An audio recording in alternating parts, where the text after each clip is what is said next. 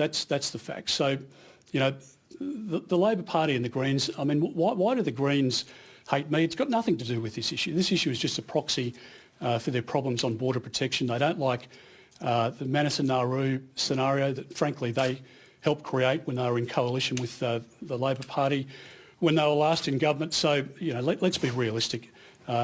If they want to point to facts where there's some wrongdoing, then let's examine them. But frankly, there's nothing here, and it's you know, just a bit of mud throwing, I think. Can you clarify whether any times Labor or Greens and these approaches were for any personal matters at all, to your knowledge, or were they all on behalf of? Well, again, I will be happy to go into some matters in question time potentially. So I'm gathering some of that information at the moment because I've been quite gobsmacked by the hypocrisy from some of those within the Greens and Labor. And as I say, there are approaches I get after question time almost every day from members of the Labor Party and elsewhere. Chris Bowen has written to me hundreds of times asking me to intervene in matters. Now, has he got a personal connection with any of those people? You would need to ask him that. Is it of benefit to him and his electorate if he helps somebody out? You would need to ask him that.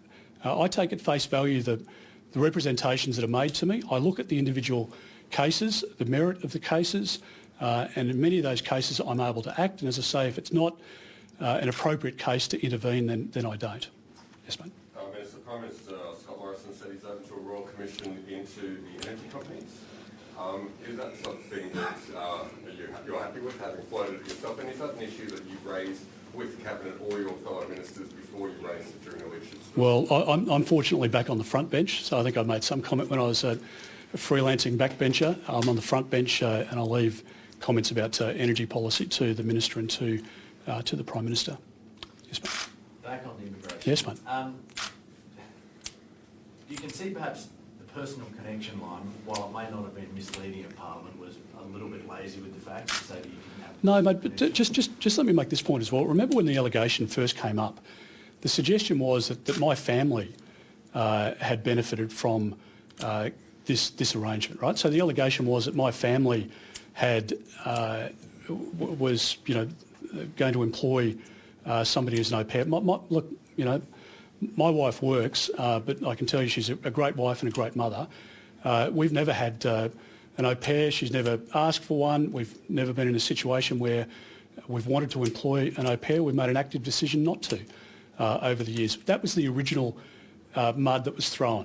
And I denied all of that, said that there was no personal gain or involvement, not for me, not for my wife, not for my children.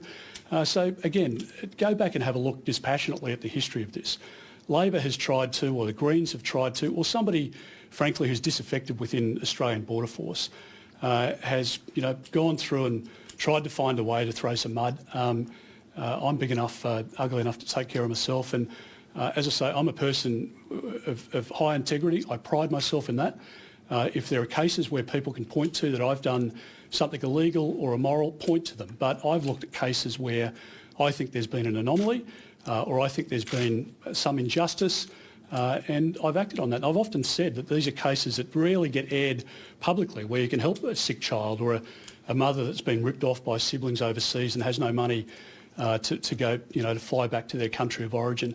That's actually the side the public doesn't see of making the tough decisions in the visa cancellations of the bikies and, you know, closing down offshore detention centres and dealing with boats, all of that. The satisfying part in relation to this job, at least in part, is where you can help these cases.